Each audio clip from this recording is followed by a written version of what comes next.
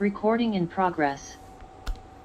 Om Jnanatimirandasya Jnananjana Shalakaya Chakshurmilitam Yena Tasmai Shri Gurave Namaha Narayanam Namaskritya Naram Chaiva Narotamam Devyam Saraswatim Vyasam Tato Jayam Mudirayat Om Sahana Bhavatu Sahana Bonatu Saviryam Karvavahe Tejasvinam Tamastu Ma Vitvishavahe.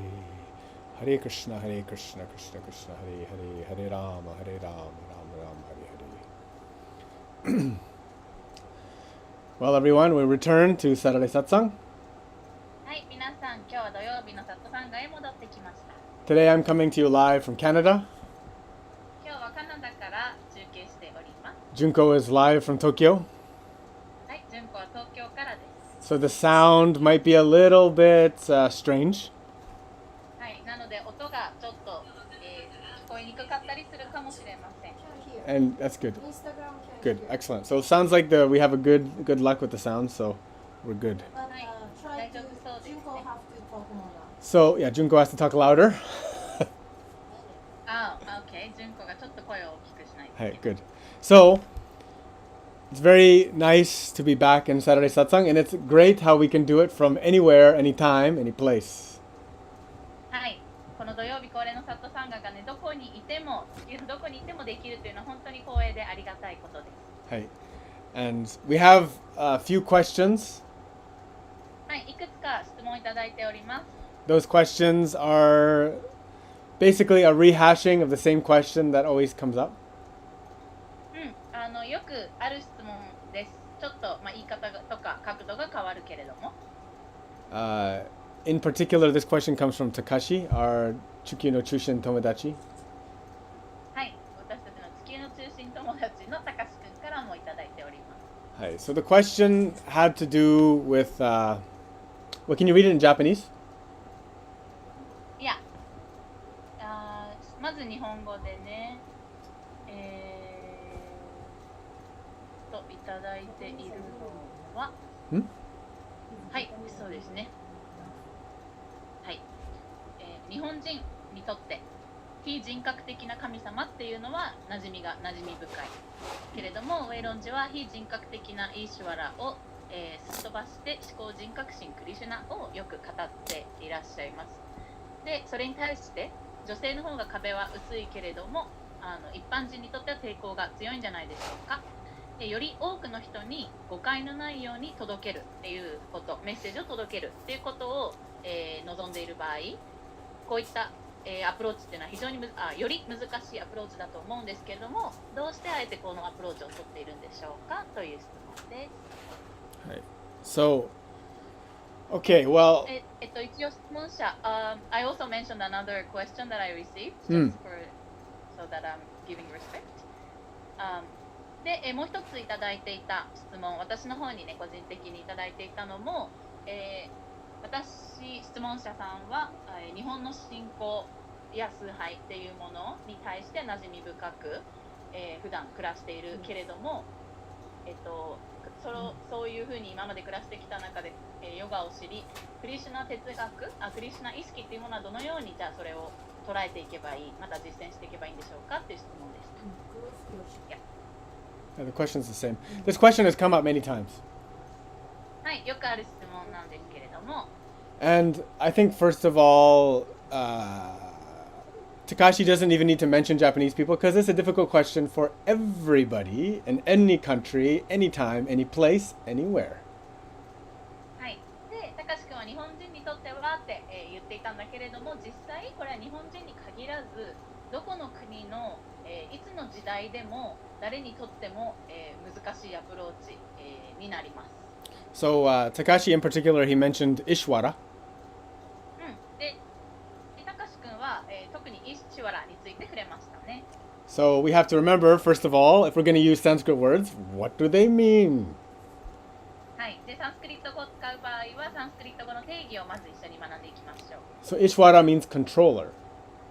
はい、イーシュワラの意味は支配者、コントロールするもの。And this word Ishwara is used throughout in many places, but in particular in terms of yoga, it's used for Ishwara Pranidan, surrender to the controller. はい、で、このイーシュワラという言葉は、聖典やさまざまなところで使われているけれども、ヨガの文脈において見ると、特にイーシュワラプラニダーナという部分で、つまり支配者へのサレンダー、降参、降伏っていう意味で使われますね。Yes, okay. Well, what is the controller? It's not really a name, it's more of a title.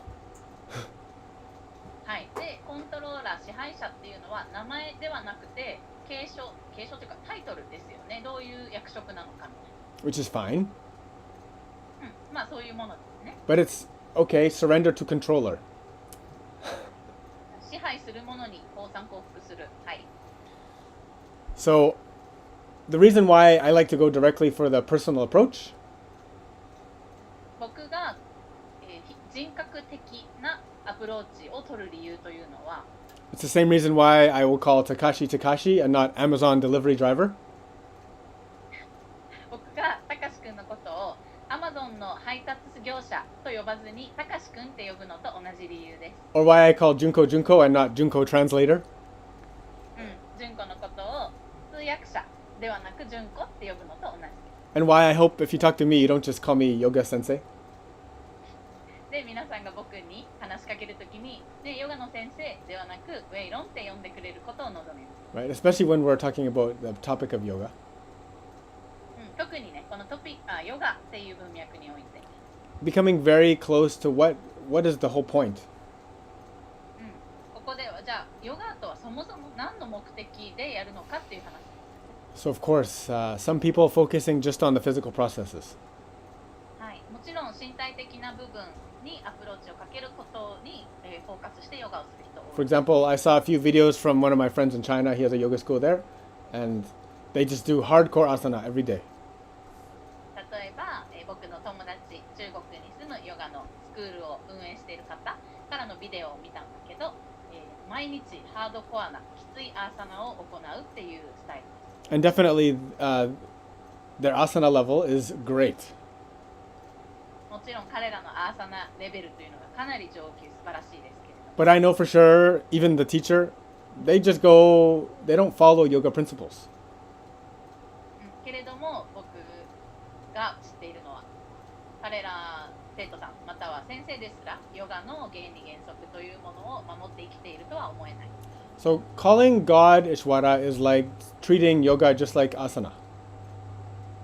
神のことをイーシュワラと呼ぶのはヨガのことをただのアーサナだと、捉えることと同じです。 Or like calling any person according to their job title as opposed to their actual name. または誰かのことを名前ではなく仕事の役職名で呼ぶのと一緒。 It's impersonal and a way to keep people at distance. それは非人格的人格をそこに入れないっていうことで距離を取っているっていうことです。 It's very easy to relate to people in an impersonal matter because we don't have to get things messy, we don't have to get involved, there's no emotions, there's no drama. 人と距離を取るっていうことはその方が楽なんですよね。そこにいろいろな個人的なプライベートなこと含まれなくなってくるので、いざこざもないし感情も含まれないからその方が楽です。 Yeah, and that's fine, but it's a superficial approach.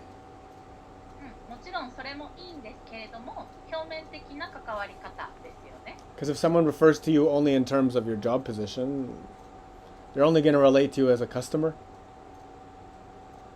誰かがあなたに対してあなたの仕事の役割としてしか関わらなかったらお客さんと店の人の関係性で終わりますね。 Yeah.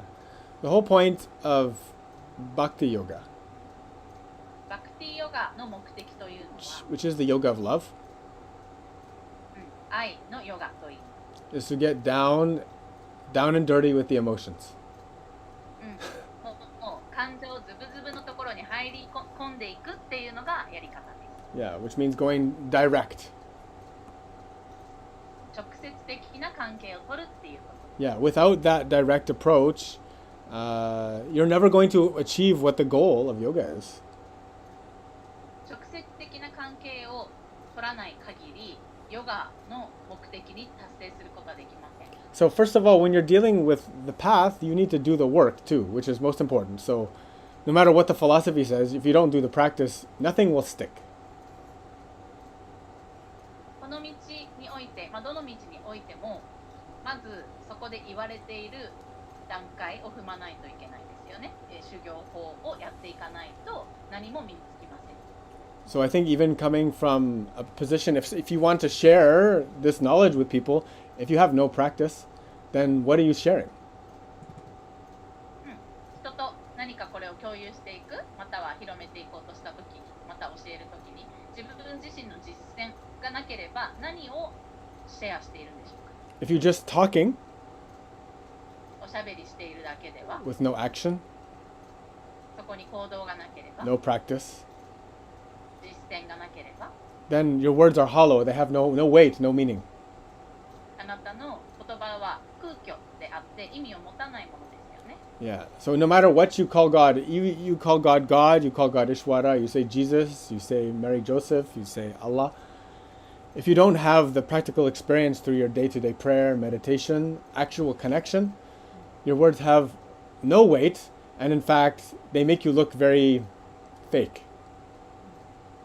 で、実際神のことをイーシュワラと呼ぼうが、アッラーと呼ぼうが、イエス様と呼ぼうが、クリシュナと呼ぼうが、自分自身の毎日の生活の中でお祈りや実践や意識を通して個人的なその神との存在のつながりがなければ、Yes.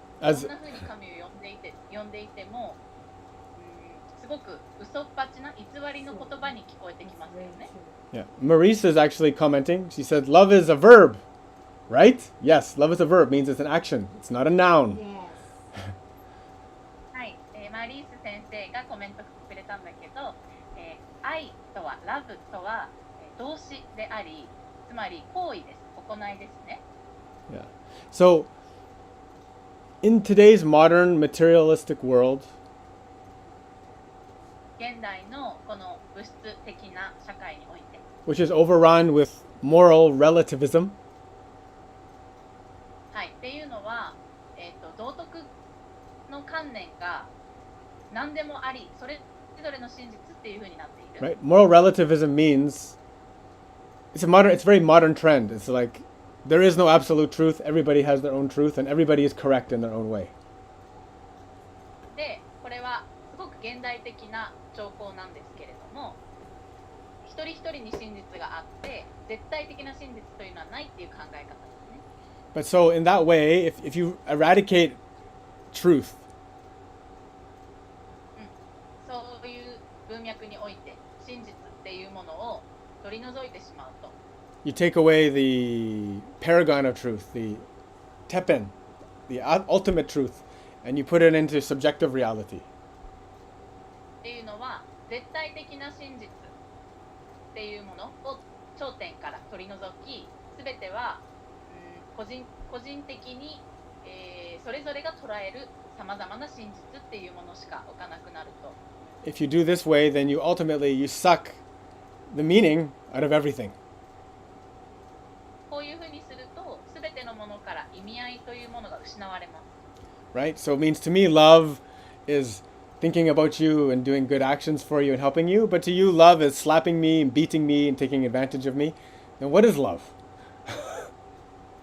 例えば、僕にとって愛っていうのはその人のことを考え、その人のために行動し、その人の、に対して優しくするっていうことだとして、もう一人の人、また相手にとっては愛というのはその人に暴力を振るい、悪い言葉を言い、悲しくさせるっていうことっていう捉え方だとしたら、愛とは何でしょうか、実際。 And when you come from this subjective perspective, you also eliminate the need for practice. You eliminate the need for study. You can make up your own. This is what often in the Gita we talk about mental speculation. で、こうやって一人一人の真実は違うっていう捉え方にしていくと、じゃあ伝統の言っている、練習しなさい、勉強しなさい、こういったことが意味をなさなくなりますよね。私にとってはこれが真実なので、自分の好きなところだけをかいつまんで真実とできるっていうことになります。それはギータでは言われている施策、精神的施策、精神的施策だとね、頭の中で自分で考えて決めるっていうことですねになります。Now, throughout Gita, Krishna always talks about mental speculation. はい、ギータの中ではクリシュナよく話しますね。この、頭で施策するっていうこと。Right? And it's a common trend. Everybody, we all have some information from the internet. We studied something. We've read certain philosophies. We think we can just make our own philosophy and then it's all good. で、これは本当に今よく起きていることで、私たちはどこかで何かしらの哲学を読んだり聞いたりして、ネットで見たりとかで、自分でそれを集めて、何か真実への道は自分で分かった気になっている。But this looks more like a parrot. けれどもこれではただの真似事をしているオウムですね。Who's able to say anything. っていうのは、何でも言えちゃう。But doesn't know anything what it's saying. けれどもオウムは何でも言えるけど、その意味、真の意味は何も知らないですよね。Yeah, practical realization is the root of the yoga.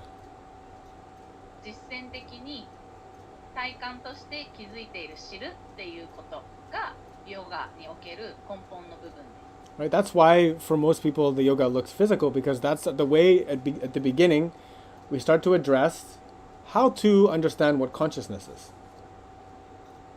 だから多くの人にとってはヨガが身体的な練習にとどまるのは、まずこの道に始めたばかりの時、ヨガの身体的な練習を通して意識とは何かっていうのを自分で体験できるようになっていくからです。Yeah, through the sadhana, the practice, the meditation, the sacrifice, we're able to understand how the consciousness interacts through the body to reality. サーダナや瞑想の練習を通して私たちは次第に意識がどのようにこの物質や肉体っていうものと関わり、この現実を体験認識していってるかっていうことを学べるようになる。And all of us, no matter what age, from a child to an old person, we all have an inner sensitivity. そして私たちは全員子供から大人までみんな内側で感じるという、認識力、認知力があります。Which, depending on one's level of purity, is stronger. で、それの人の純粋さによってその感じる力の強さや繊細さが変わります。So we all have some feeling, some stirring in the heart on some level. なので私たちみんなの中でハートのどこかが揺さぶられるっていうのは、程度は違いどあるはず。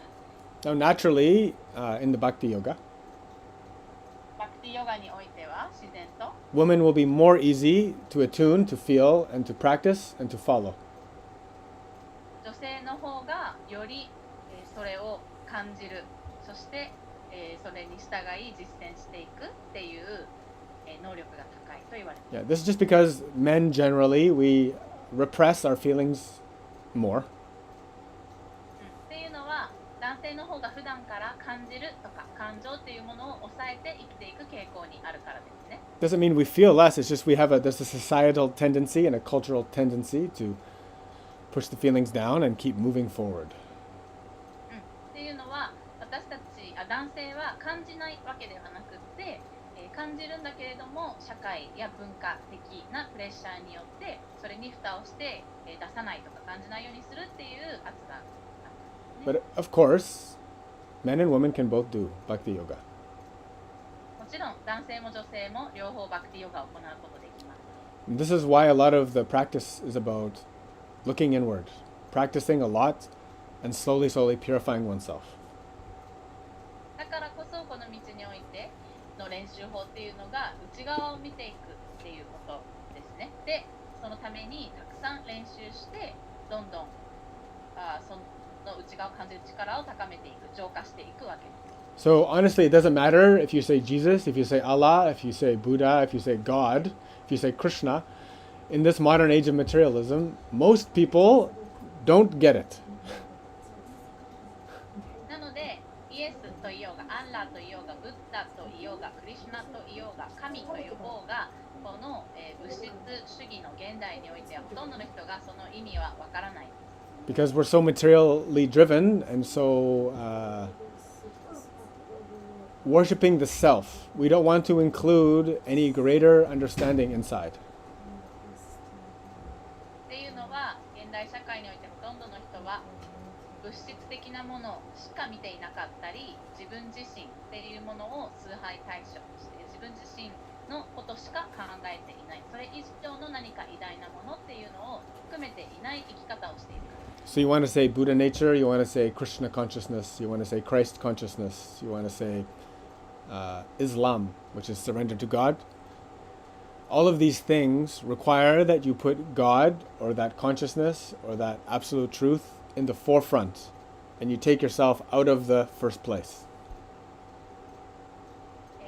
仏性っていうのかな、仏に性質、仏性とかクリシュナ意識または、ジーザスイエス意識、神意識と呼ぼうが、またはイスラムっていうのは神へサレンダー、降参降伏することっていう、どの原理を取ろうとも自分自身ではなく絶対的な存在、また真実っていうのを一番上に置くっていう生き方が、必要です。Yeah, and so that's why, my good friend Takashi, it's important. You have to keep steady and practice and be strong inside so that when you do speak the words, people will resonate immediately. なので僕の親しき友達高志くん、一番重要なのは私たちがこれを学びながらしっかりと実践していくこと、実践修行を積むことで自分の内側の軸が本当に強くなっていき、なので、どんな話し方をしても、またはこの思考人格心の名前を使ったとしても、その人から発せられる言葉っていうのには力を持ち、それを聞く人はちゃんと心が、それによって揺さぶられるっていうことになっていきます。But again, it's hard because, the tendency to sacrifice that time for sadhana, for material pursuits, for one's sleeping, for one's any activity. It's very difficult because you have to make a choice. You have to sacrifice a lot to do it every day, to wake up early every day. そしてだけれども、サーダナ、この精神的修行のために時間を割く、時間を犠牲にするっていうことは自分で決断して選択しないといけないことですね。っていうのはサーダナに時間を使うイコール、寝る時間が減る、または仕事する時間が減る、または家事をする時間が減る。それは、その他のことを犠牲にして行うことだから難しいので。Right? To take the time to sit in the morning, not for yourself. で、それは朝、あえて時間を作り、自分のためではなく座るというチョイスをすること。Right? It's demanding us to look inward, to connect with our Creator, connect with our Sustainer. その行為をすることで自分自身の内側に入ることができて、私たちを保持してくれる、支えてくれている存在とつながる時間をあえて取るわけです。This is first and foremost the most important part of sadhana. それがサーダナにおいて一番重要な部分。The additional practices you should do if you can. The additional practices. はい、できる限り私たちがやっていくべき追加の練習ですね。Yeah. Try your very best to make as much time as possible. できる限り時間を捻出してそこに割いていきましょう。 That's called digging a well. それは井戸を掘るというふうに例えられます。 If you don't dig a well, 井戸を掘らなければ you can't hold no water.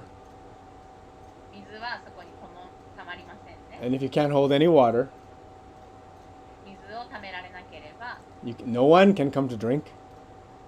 誰もそこに飲みに来れないですよね。 If the well is too shallow, it'll be dirty water.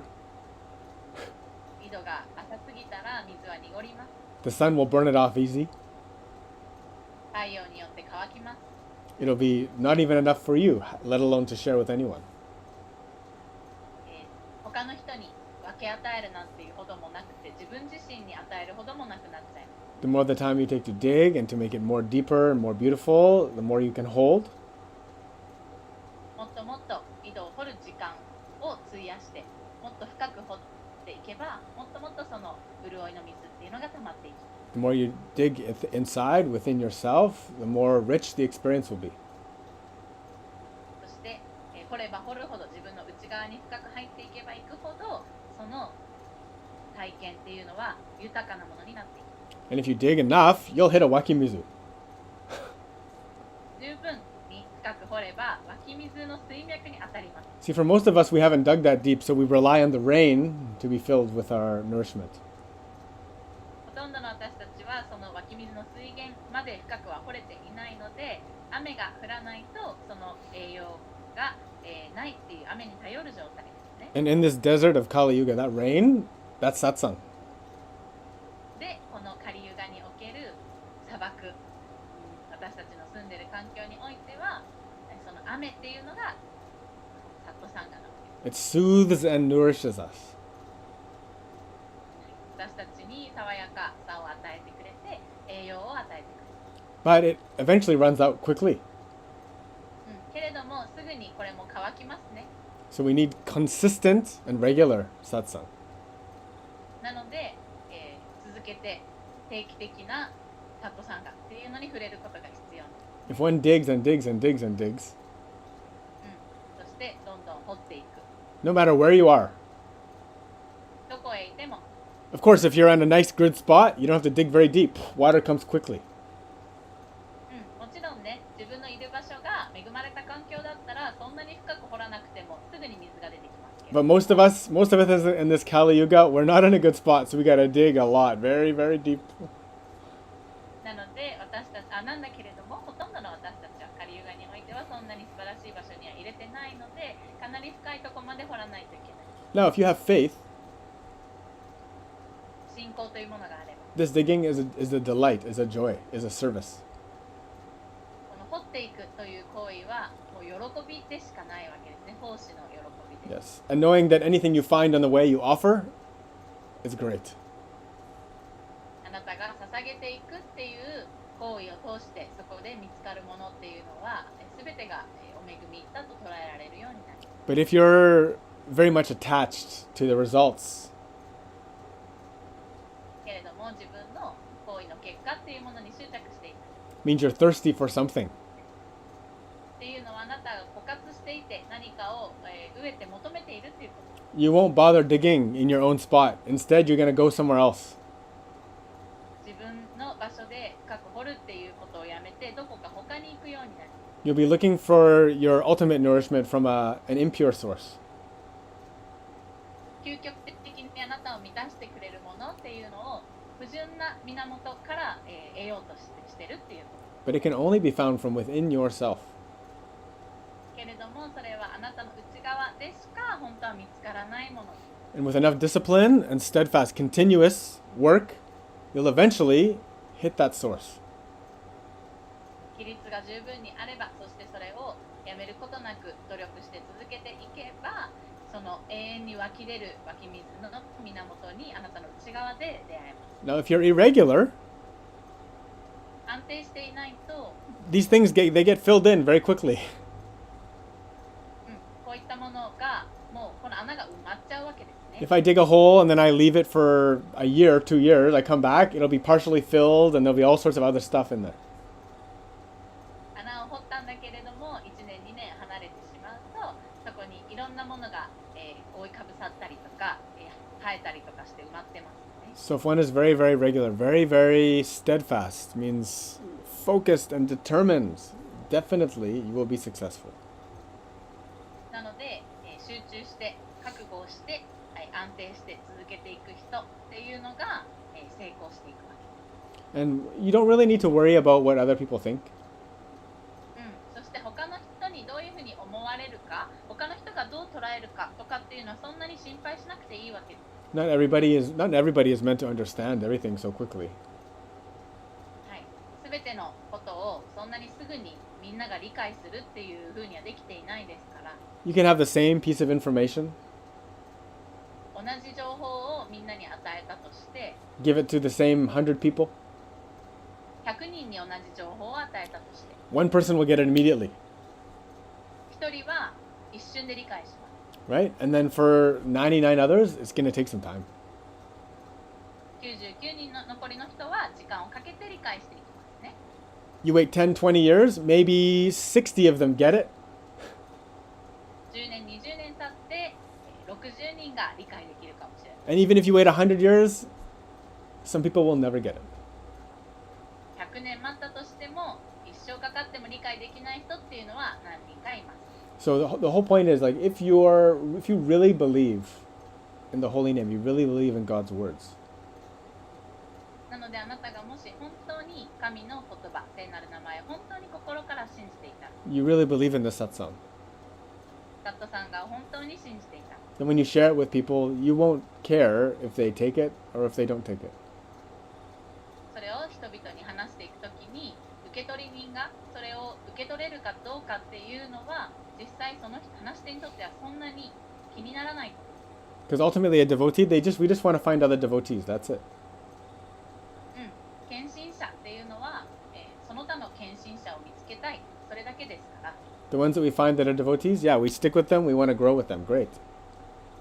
そして献身者が見つかったら、その人たちと、関係性を、続けていながら彼らと時間を過ごしていきたいっていうこと。 You throw this rain of satsang down on the desert, the water all gone very quickly. このサットサンガの雨を砂漠に降らせても一瞬で雨は乾きます。 You throw it in a garden of weeds, just the weeds get stronger. そして、雑草ばかりの土地に雨を降らせたら、ただ雑草がどんどん、生えていきますね。成長していきます。 But if you give it to a properly cultivated plant or a tree, it will make greater fruits and will nourish. けれども、きちんと手入れされた木に水をやったら、サットサンガの雨をやったら、それはもう本当に栄養として取り入れて、素晴らしい植物、木へと育っていき、フルーツを出します。 Yeah. The topic of God is difficult for everybody.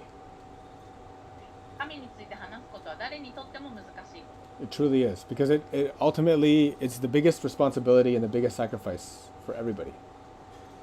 それは誰にとっても究極的に一番大きな責任を負うっていうことだし、一番自分を犠牲にするっていうことだからですね。 And it's certainly not trendy. だし、トレンド的な、に流行りなものでもないですよ。 Yeah, because it's kind of repetitive. っていうのはもうずっと繰り返されてきた話でもあるので、 Why is it repetitive? なぜずっと今まで繰り返されてきてる話なんでしょう。 Because there's no real words you can use to talk about the transcendental. っていうのは、この超越的な、ものに対して、それを説明できる真の言葉っていうのがないからですね。 Because we're talking about an experience which transcends description. っていうのは、私たちがここで話そうとしているのは、言葉で説明できるのを超えた体験についてだから。 And it's asking for us to behave in a very restrictive manner. しかもそれを、体験する、また保持するためには、すごく規制のある行動をとっていかないといけないっていうふうに言われています。 So because of this, many people will reject it because they just want to have no restrictions. だからほとんどの人はこういった話を拒否するわけですね。っていうのは自分の行動に制限かけたくないからです。 The inner truth is real fullness. 内側で感じる真実っていうのが真の豊かさです。 And it's been the inspiration for so many countless people. そしてそれが歴史上ずっと多くの人にとってのインスピレーションになっています。 And it will be forever renewing. そしてこの真実は永遠に新鮮なものとして人々にもたらしてきます。 Yes. So don't worry too much. なのでね、心配しなくていいです。 Keep it simple, yo. シンプルにして、シンプルなままでにしておきましょう。 Focus on the practice. はい、そして練習に、集中していくこと。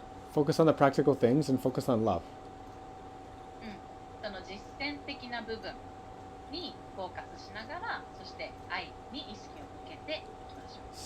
Slowly, slowly, over time, everything will become clear. ゆっくりと時間年月をかけて全てがより明確になっていきます。 I think that's good. はい、これで良いんじゃないでしょうか。 45 minutes.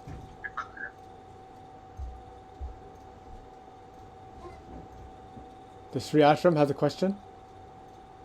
あ、シリアシュラムから質問があります。 Sri Ashram has a question. 業務連絡じゃ Or ないよね。 Comment? 業務連絡業務連絡。なんだっけ見たあれ。何がいいね。起死回生の干潮起死回生の干潮時。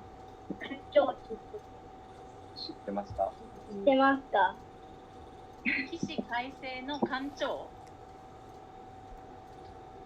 って知ってますか？それこそ Do you know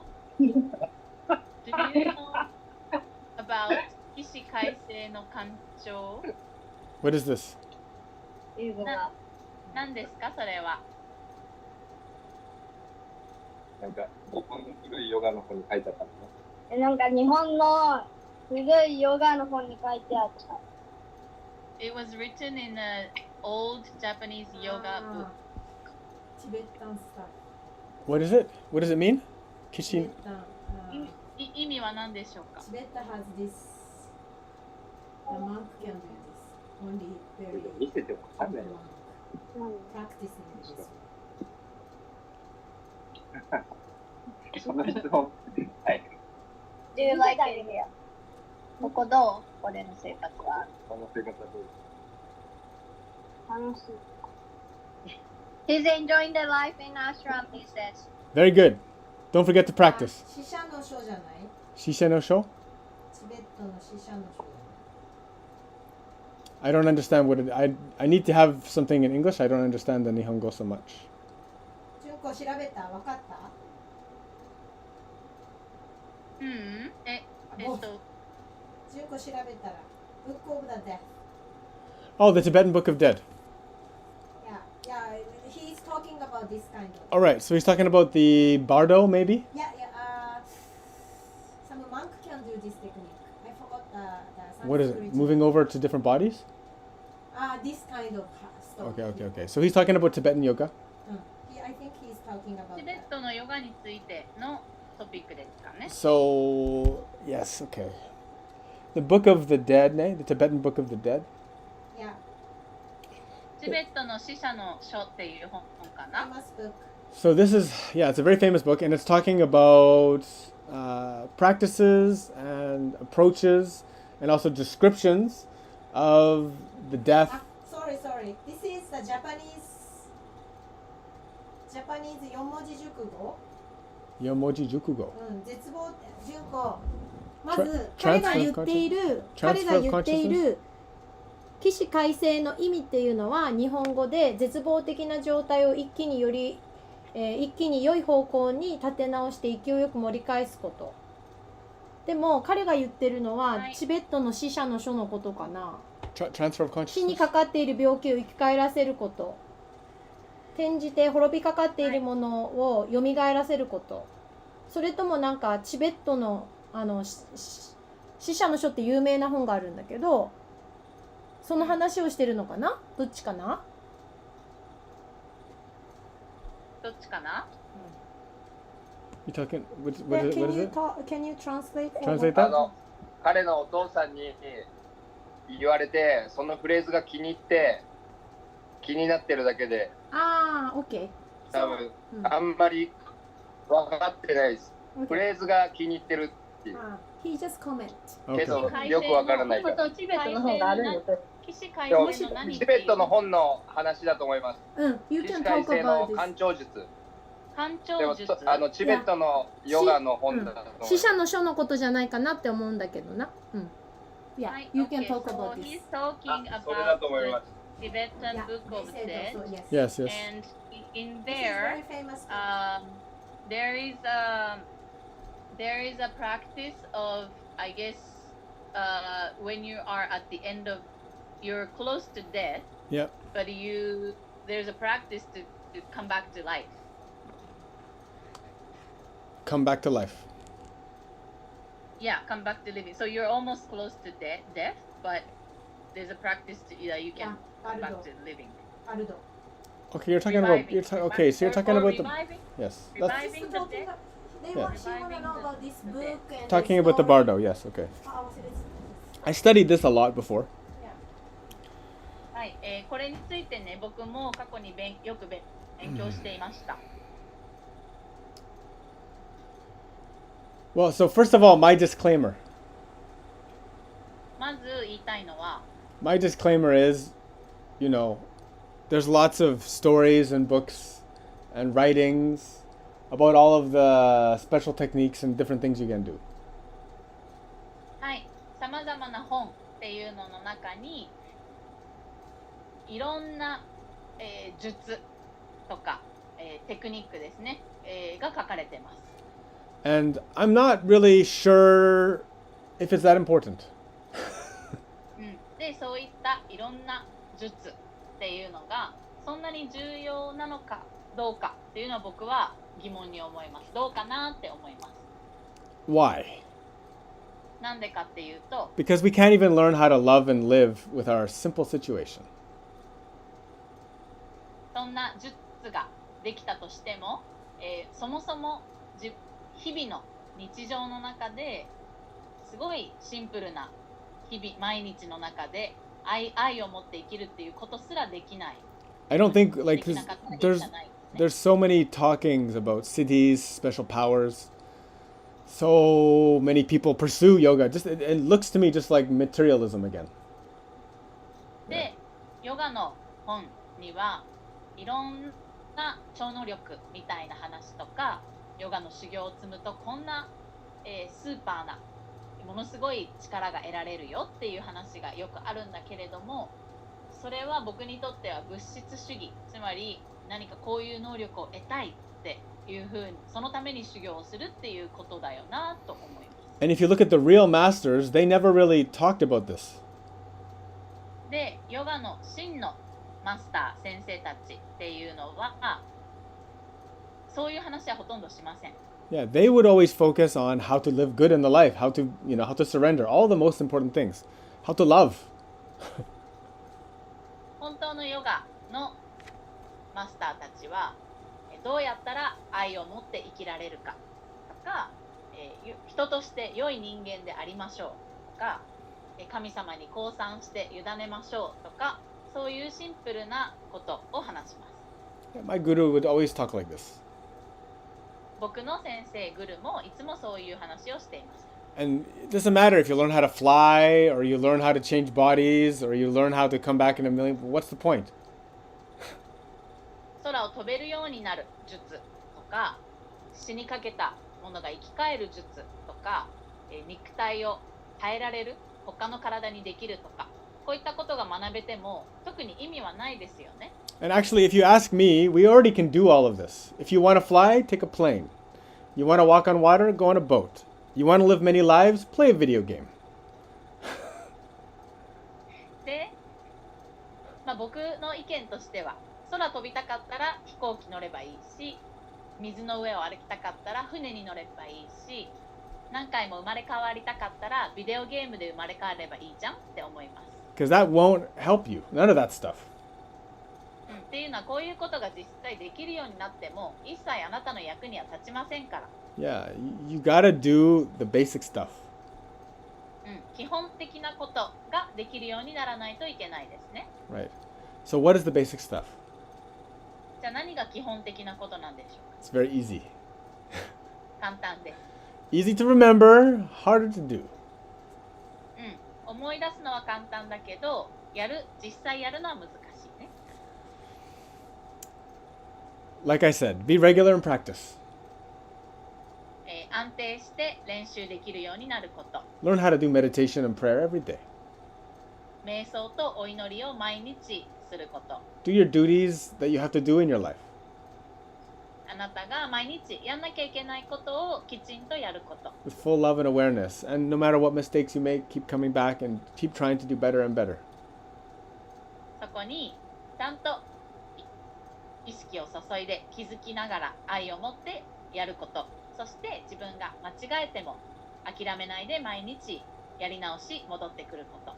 And more keep doing this as best you can with more and more love. これを自分の全力を尽くしてできる限り毎日続けていく。できる限り愛を注いで毎日やること。Sing the holy names, praise the Lord, by God.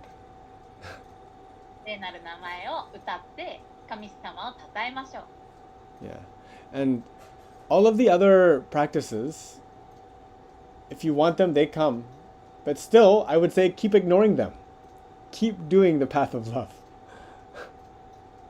で、ヨガの道で言われるいろんな超能力みたいなものとか術っていうものとかは、この練習をずっと続けていれば自然と身についたりするものですけれども、そういったものが身についたとしても無視してください。There was a question a few ago from Quentin about talking about grantis. Yeah. And so that, yeah. There are many systems of granti, but there are 3 primary grantis. They mean knots.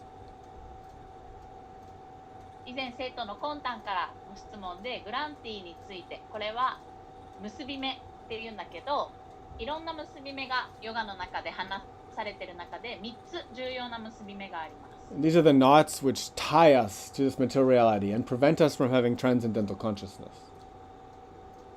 何の結び目かっていうと、この結び目が私たちと物質的な世界っていうのを結びつけているもので、その結び目があると私たちを超えたもの、超越したものとのつながり、超越したもののところへ私たちが行けなくなる障害になります。The first granti is Brahma Granti.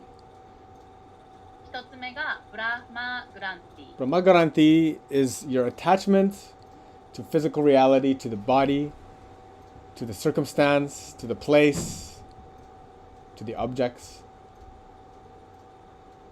ブラフマグランティっていうのは私たちが持っている執着、それは肉体とかこの物質現実、身の回りの環境、状況っていうものに対する執着、 To the senses, to the mind.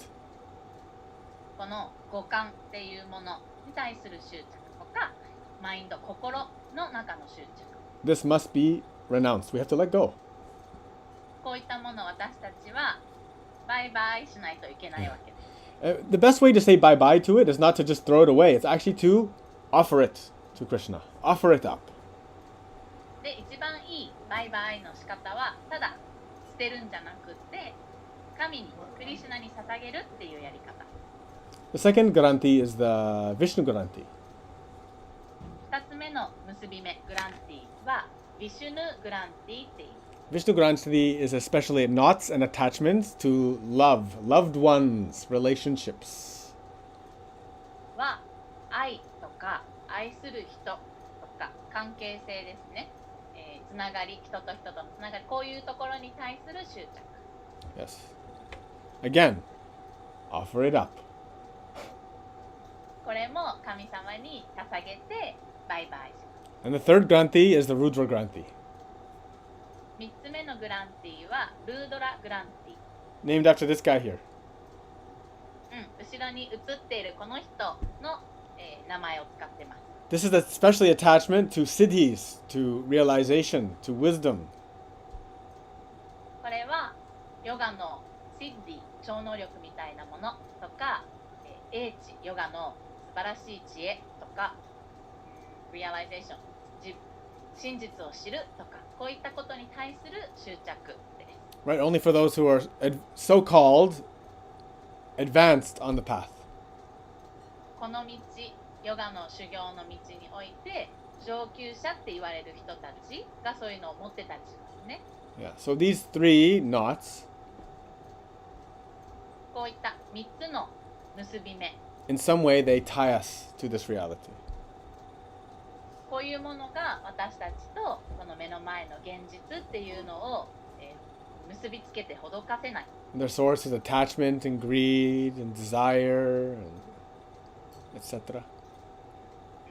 執着っていうのがあると、もっともっと欲しいってなる。それからそれを手放したくない、離したくないってなるね。そうすると自分の欲、もっともっとがどんどん強くなっていきます。That's lobha, krodha, kama, mano. That's anger and greed and lust and desire and mind, ego.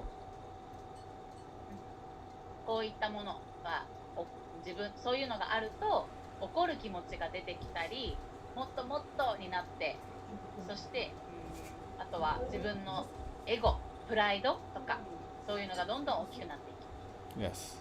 Yes. So all of these things, for our spiritual life to be successful, we need to sacrifice them, offer them all. なので魂として生きるっていう道において成功したかったら、今言ったことを全部、手放していかないといけない。How to do that? Day to day.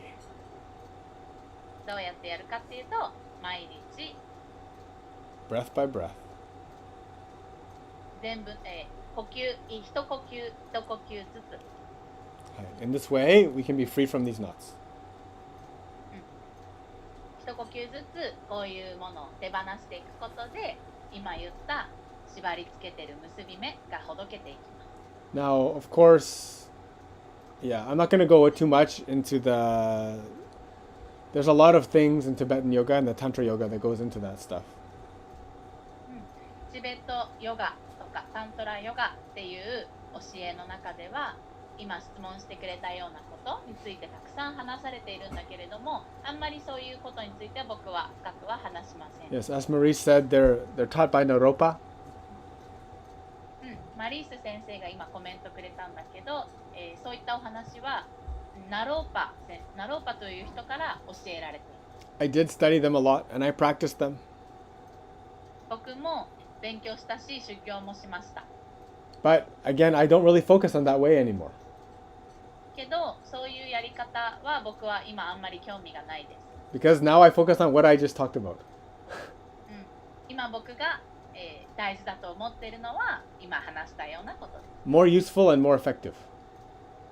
もっと役に立つことです。 The thing is we... 効果が出ること。 The thing is due to our own ego, we want to not do the obvious things, loving, sacrifice. We don't want to do the things that are not so, fantastic. We want to do the things that make us like a superhero or make us special or make us famous or make us extra talented. 私たちのエゴが大きいと、一番シンプルなことっていうのをやりたくなくなるわけですね。シンプルなことは愛を持って毎日に、全力を尽くして捧げて生きるっていうこと。その代わりに私たちのエゴがやりたいのは、自分がスーパーヒーローみたいになれるような何かすごい、大きなこと、キラキラしたこと、とんでもないことができるようになりたいって思っちゃう。 We want to do the things that make us special. 私たちを特別だって思わせてくれるようなことができるようになりたいって思っちゃう。 That distinguish us from the crowd. そうなれば私と、他の人たちは違う、自分は特別だって思えるから。 Ultimately, again, it's self-veneration. それもさっき言ったように自分を、上に掲げている、自分がすごいって思っている考え方だよね。 And in this way, it becomes the ultimate obstacle. そういう考え方はこのヨガの道においては邪魔になります。 Yeah, there's no way you can enter into the kingdom of God with such baggage. そんな重荷、邪魔っていうのを抱えながら神様の王国、天国には入れないわけですね。 Yeah. And if you want to worry about transfer of consciousness to another body, just mess around and die and you'll come to another body next life. で、自分の魂っていうのをもし、他の体に移し替えたいとか、ね、そういう能力に興味があったら、普通に今の人生をいろんなことして生きてれば、自分が肉体が死んだ時、また次の体をゲットしてまた生まれ変われますよ。 Yeah. Because ultimately your soul is eternal. It doesn't die. っていうのは、私たちの魂っていうのは永遠ずっと続くもので死なないからです。Yeah? And we should understand through self-realization, what is that soul? で、修行を通して自分の正体を知っていくと、その魂とは何なのかっていうものに気づけるようになっていきます。Then understand that ultimately our position, and even the masters have taught the same, it's not about being a master, it's always about being a servant. で、私たちの本当のあるべき姿とか立ち位置っていうのは、で先生たちやマスターたちも同じことを言ってますが、奉仕者として捧げていく存在であるべきです。Yes. Hari Om. ありよ Very good.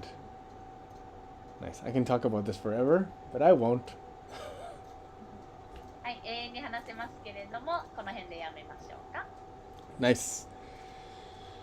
Any other questions at all? We're good? 質問ないですか？ We're good, ne? Very good. Thank you, Junko.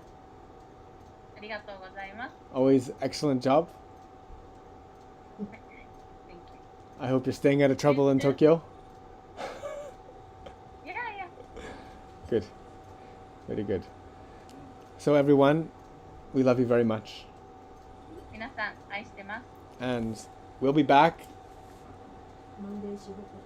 Yes. Monday, Shihoko has a class. I'm restarting the sadhana from remote viewing all the way over here. And we will do some satsang also coming up soon. I'll arrange the schedule proper with Junko. はい、近々サーダナにも僕も復帰したりとか、月曜日はしほこ先生のクラスがあったりとか、サットサンガや哲学も復活していくので、また、スケジュールメールで確認お願いします。 Thank you so much. We'll say thank you. ありがとうございます。 Vanchakalpa tarubhyacha kripa sindhubhye vacha patittanam pavanebhyo vaishnavibhyo namo namah. Hari Om. Thank you so much.